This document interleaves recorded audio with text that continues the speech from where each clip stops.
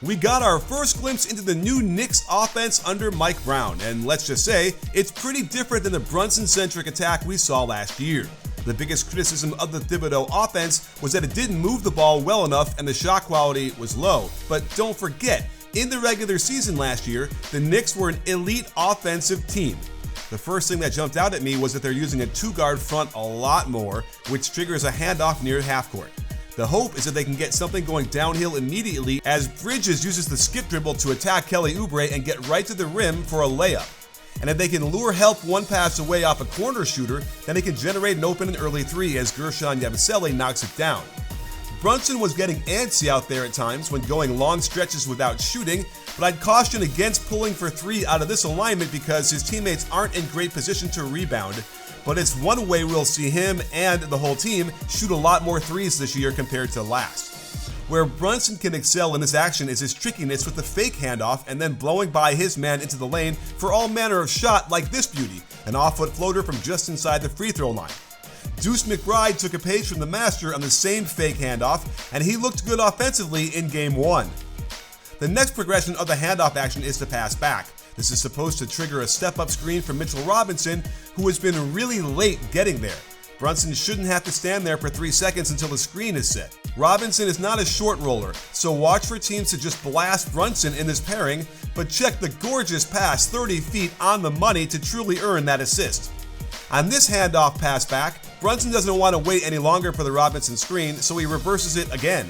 Jordan Clarkson had this quote last week, and he ain't lying as he hits this extremely tough floater.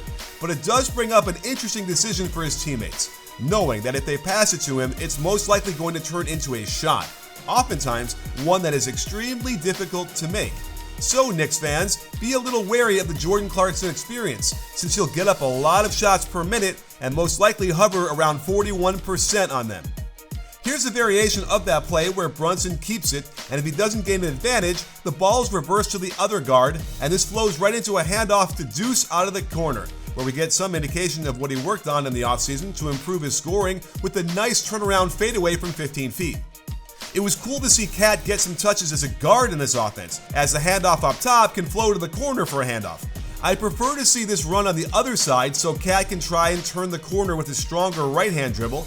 If nothing is there, we get some blind pig action when Brunson is being denied above the three-point line.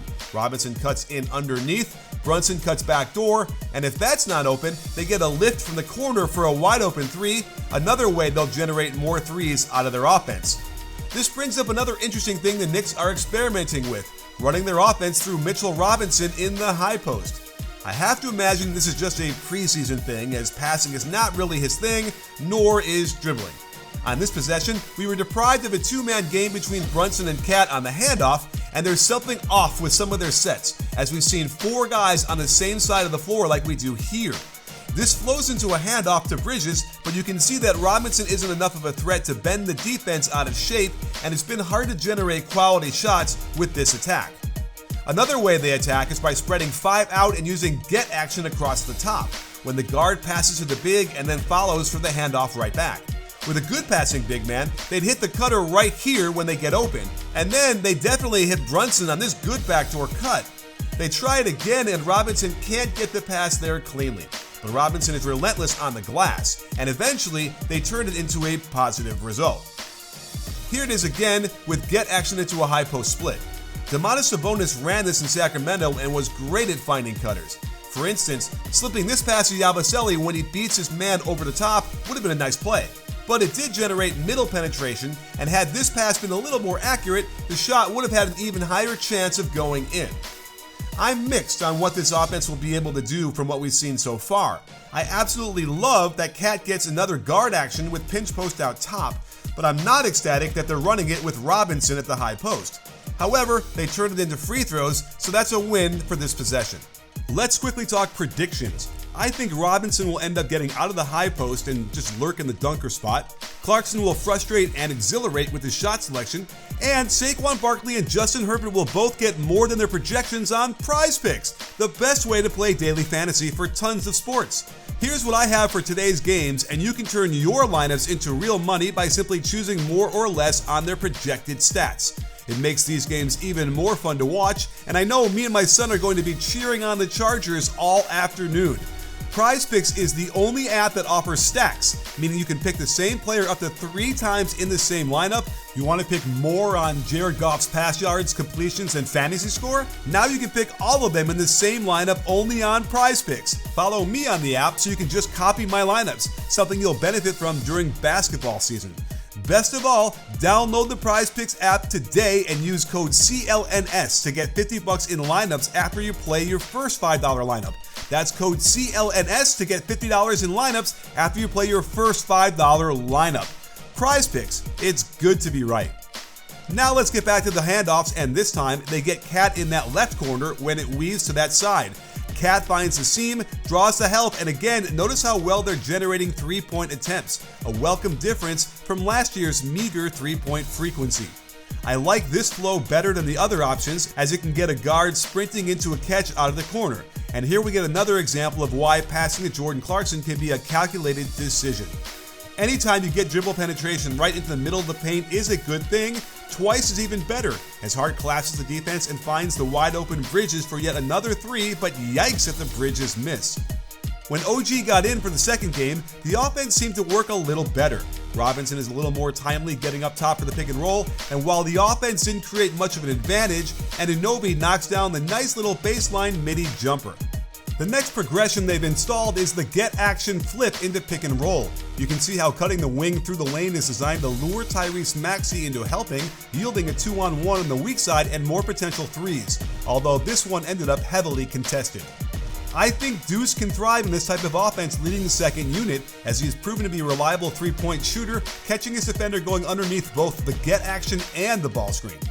This is the action they should be running with Brunson and KAT. With a spread floor, it will be hard for defenses to handle. Brunson has his choice of wide open shot and opts for the tougher floater plus the foul. While Robinson provides gravity on his long rolls to the rim, KAT causes issues because his man will not want to switch off of him.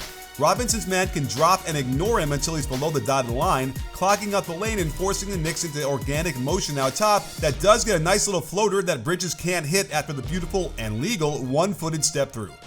The amount of 5-man coordinated movement is staggering compared to the stagnant sets we saw last year, and Brown just needs to figure out where to initiate each player. Robinson's defender can sag and take up valuable space, removing the ability of these handoffs to get advantages into the paint. But all this movement does create openings, and we'll have to hope Bridges can get a little closer on these shots.